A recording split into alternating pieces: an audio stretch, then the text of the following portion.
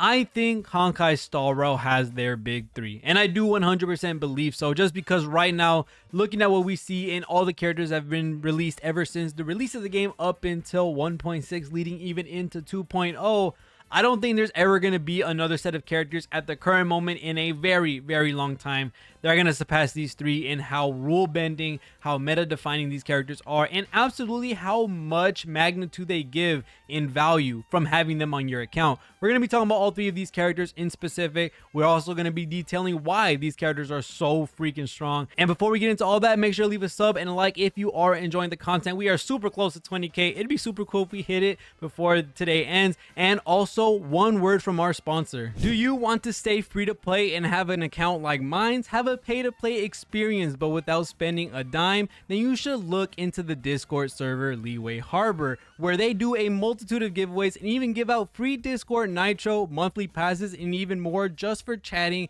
in their server filled with an active Hoyo centered community. They have events, giveaways, and so much more to take part in. So if you're interested, make sure to join in the link down in the description below. Now let's get back into the video. Now that we're back in the video, I do want to start talking about our big three, and especially looking at these characters. I know some people are already looking at them and being like, what do you mean? Because I know some people have their gripes about Silverwolf. I know some people have their gripes about Fu Xuan. But looking at their kits and how universally easy it is to access these kits through any team that you want to put them on, both Silverwolf, Fu Xuan, and Ruan Mei, their roles in the game at the current moment are being put on any team. You can slap them on any team, quite literally. Put a DPS, put a sustain. Well, for Fu Xuan's case, you would just put her as the sustain. But putting a DPS, put a sustain, and then put these support units in.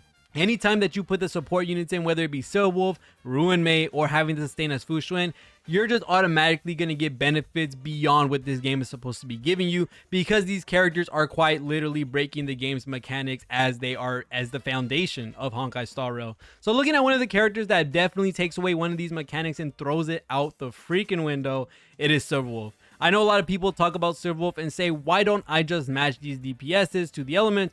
Well, there's a lot of things you got to think of when talking about Silverwolf. One thing is that, not every person can get every character. That's the number one thing. I know a lot of people say for certain characters, sadly enough, sometimes they might even have the same element as their previous character, so that could be really annoying. Another thing is some people can get unlucky. You might lose your 50-50. You might not have enough jades for the character. That may happen. And then another thing may be is just that you don't have enough resources. But looking at Silverwolf and being able to have Silverwolf on your account, this quite literally lets you brute force any side of MLC, any piece of content with whatever characters you already have built. Say you have Kafka and you really like using Kafka. You want to use Kafka every single day, 24/7 for the rest of your life.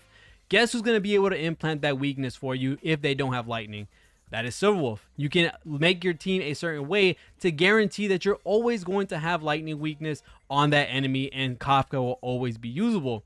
Say you want to use Blade and they don't have wind weakness, throw in Silverwolf. You'll be able to get that wind weakness by having Silverwolf on the team. Say you want to use Himiko, Topaz, Su Shang, any of these DPS characters, any of these characters period, whatever is missing on that enemy, you are throwing the weakness mechanic out the window and just allowing Silverwolf to be like, well, I guess we're just going to work today, and having whatever your favorite DPS weakness is, plant it on top of that enemy. She quite literally takes the weakness portion of this game and the team building aspect of this game and throws it out the window, throws it anywhere else but in the game. So this is by far one of the strongest things a character can have for sure, by absolutely just disregarding a whole mechanic to the game.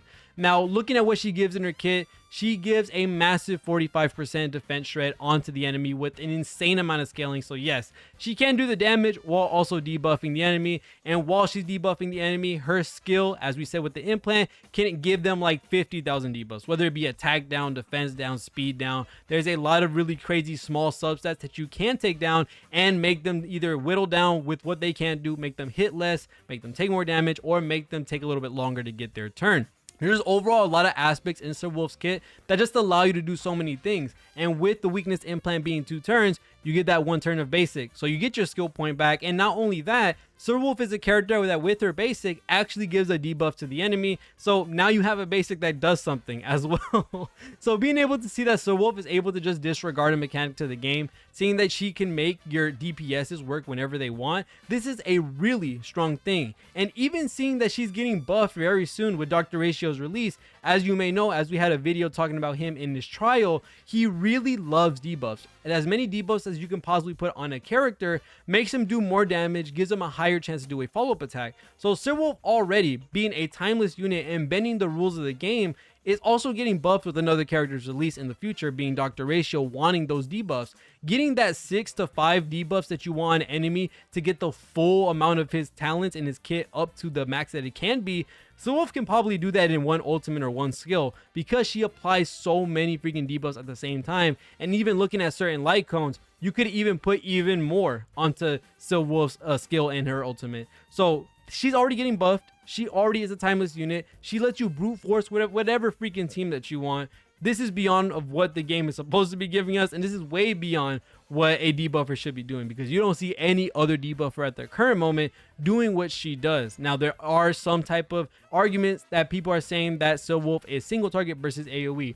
Now, looking at what we see in MOC right now, there is usually one big boss and then there's trash mobs, or sometimes there's 2 elites and then there's trash mobs. Now that we have Silverwolf, you can give the weakness to whoever you want, give it to the main boss, then do the AoE damage, because a lot of the characters we have at the current moment are able to do blast damage or full on AoE. Kafka can do AoE, Blade can do AoE, Sela has Resurgence, Jing Yuan has AoE. There's a fat ton, a big ton of units that at the current moment can satisfy this AoE so that you can get rid of the trash mobs and also hurt the elites that are in the way as well. And having that defense shred, having that weakness implant, having all these debuffs on the characters with Silverwolf, you're just going to shred them down even faster than you were before. So this is why Silverwolf has to take her spot in the big 3 for sure. Now, talking about our next character, which is going to be Fu Xuan, which has also seen some kind of controversy in regards to her survivability in certain modes. In my honest opinion, and I just did Gears and Gold or whatever that mode is for Simulated Universe, I had just solo sustained with Fu Xuan in that mode at level 5. And I did that on stream yesterday, which was super fun. Make sure to come by out the stream if you can on twitch.tv/REHOO. It'd be cool to see y'all by. But Fu Xuan has solo sustained that, one thing. I forgot what it's called again, the Golden Gears for Simulated Universe. And that's a pretty big feat. I'm not gonna lie to you. When you're getting a character that is doing damage mitigation, damage split off, reverse the damage after a certain threshold, she can prevent CC, she can give you crit rate, she can heal other allies with her ultimate. I don't know if I already said that or not. That's a lot to be giving someone in their kit, especially the crit rate. That is a huge boost to whatever character you're going to be putting this sustain on. And remember, this is a sustain. This is not a support character. She is doing things out of her role as a sustain. Her job is just to keep you alive, keep you fresh, and being able to actually do damage. And that's it. That's her full stick. We do have characters like REHOO now that's giving attack and energy, which is a really good thing. We also have Luocha, who has massive healing, out of turn healing, which is absolutely busted. But Fu Xuan's matrix is 3 turns, so she's skill point positive regardless. Not only that, she is reversing all the stuff that she gives. She is healing you, damage mitigation, damage split off, making it almost impossible to get one shot, and then giving the crit rate on top of it, which is 10%, which takes a couple of rolls on relics to actually get, and you're getting it for free. And looking that we're going into a sub DPS style of team building, giving that 10% crit rate to not only 1 DPS but also 2, you're giving a lot of value for a character that's just supposed to keep your team alive. She's able to solo sustain as one of the hardest points of content in the game. And I don't even have blessings right now in that mode. I literally did it like once or twice and that's it. And Fu Xuan was able to solo sustain that. Putting her on a team for MOC makes the MOC brain dead. All you have to worry about is how fast can you kill these units, not how long can you survive, because Fu Xuan throws that out the window. There's no enemy at the current moment, realistically, besides maybe a Swarm 5 bug with 0 runs in the mode, that can one-shot you, because Fu Xuan, with the damage mitigation, with the damage split, with the healing, with the reversing, there's just too much that she has to stop you from getting one-shot and stop you from your other teammates getting one-shot, because there's just damage going everywhere, and when it's going everywhere, it's getting reversed at the end of the day. So this character just makes it brain dead. She's the equivalent of Zhongli of making Honkai Star Rail quite literally the easiest game in the world. Now, I know some people might have a problem with that, with it being a little too easy, But with all that she gives, especially with the crit rate boost to all allies, being able to take away all the troubles of being hurt, this is a strong freaking character, and a character that I don't see alongside Silverwolf getting replaced anytime soon, just because of how much she has in her kit. Imagine a sustain that does even more than Fu Xuan, being able to prevent CC, crit rate, and all the stuff that I've already said a billion times, and then adding more onto that. That character will quite literally be the wall of Star Rail. You will not be able to crack it. This team is infinitely able to sustain itself no matter what. Keep the game on for 100 years and they'll be alive. That's basically what it boils down to if you have Fu Xuan on the team. Now, lastly, since we've already talked about Fu Xuan and Silverwolf, which have been out for a very long time, I would have to say right now that this is by far one of the craziest characters right now in the game for Honkai Star Rail. Ruan Mei has single-handedly just flipped over everyone's mind and how they see characters. She has absolutely brought mechanics to the game that are not only broken, but absolutely make it so that you don't even have to run a sustain on your team at this point. She can give so many buffs. She gives one of the most broken stats that I don't know how this was thought of and let go through into live servers, because giving weakness break efficiency to some of the characters that have some of the highest, like Jingyuan, like characters like Embibber Lune, Su Shang, we're getting some outlandish team building, some outlandish team builds because of this weakness break efficiency. And you're telling me with being able to one-shot elite shield bars, we're also getting a 32% damage bonus on top of even more with her break effect? Oh, you're going to tell me that she also gives me speed just for existing, and that she also does break damage on top of when you break? What? You're also telling me she gives an all res pen buff as well for her ultimate, and that she can delay the enemy as well after they try to regen and are still in the weakness broken state? What? This is a character that is a little too strong. I'm not gonna lie to you. Looking at Ruan Mei's kit and testing her and playing with her all this time, I think every other content creator has basically agreed to the point that Ruan Mei by far is probably one of the best units in this game and one of the best units to have ever released in Honkai Star Rail for all that she has in the game. She has way too many crazy things. The delay overall is one of the most broken things. Stopping an enemy just for trying to regenerate, that's all that they can do. Giving speed innately, being able to do extra damage on top of the break effect, weakness break efficiency on a regular character is something insane that should have stayed in Sim Universe, but I overall enjoy that it's in here.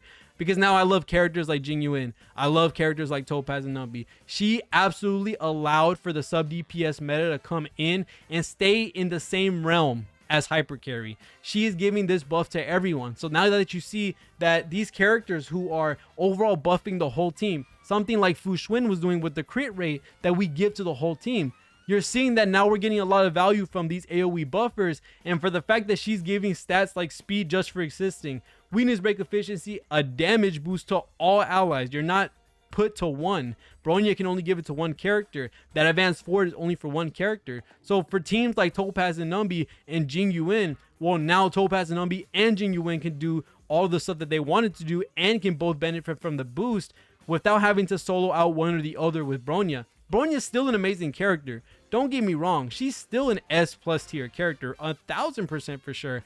But with all the stuff that Ruan Mei gives, and her having a pseudo advanced forward with the delay that she has, making us have like 3 turns before the enemy even gets to wake up the second time. Come on, man. Ruan Mei is by far one of the most insane characters, and a character I would even say is a must pull.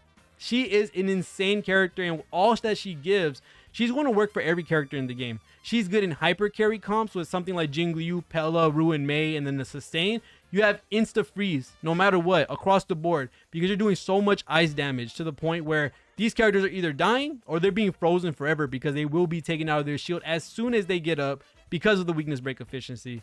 You can put her in sub DPS comps with something like Jingyuan and Topaz. I know with Dr. Ratio and Topaz, with even Ruan Mei possibly, you might get some insane results. Dual DPS, hyper carry setups alike, all these characters can benefit 1000% from all the massive buffs that Ruan Mei has given.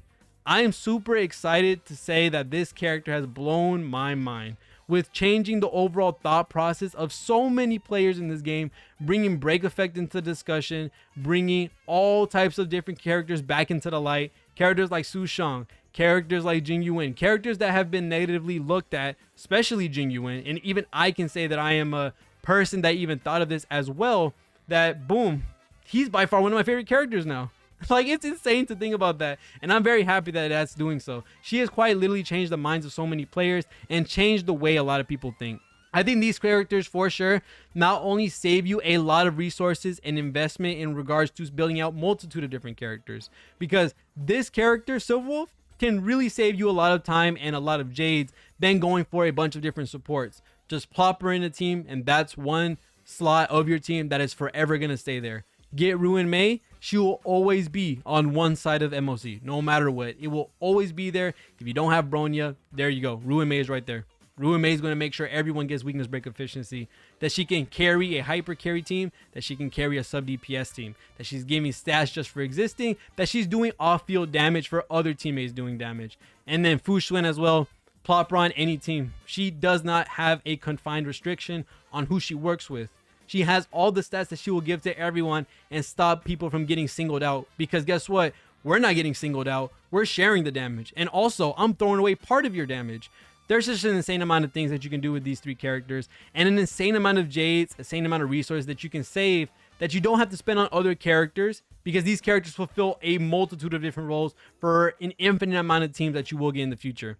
Fu Xuan, Ruan Mei, Silverwolf, these characters will always make whoever your favorite DPS work even better. It doesn't matter what the content is. Whether it be AoE centered, Silverwolf can throw the weakness implant on the main enemy. Fu Xuan can make sure that all these enemies that are hitting you, doesn't matter. Ruan Mei, make sure that you do so much damage these enemies don't even get a chance to attack, or just delay them into Honkai Star Rail 2. These characters are busted, and these are the characters that I think are the big three. But let me know what you think. Let me know if there's any characters you would put in the big three rather than Fu Xuan, Silverwolf, and Ruan Mei. I would like to have that discussion in the comments. But other than that, let me know what you think. Other than that, thank you guys so much for watching all the way to the end of the video. See you on the next one, and peace.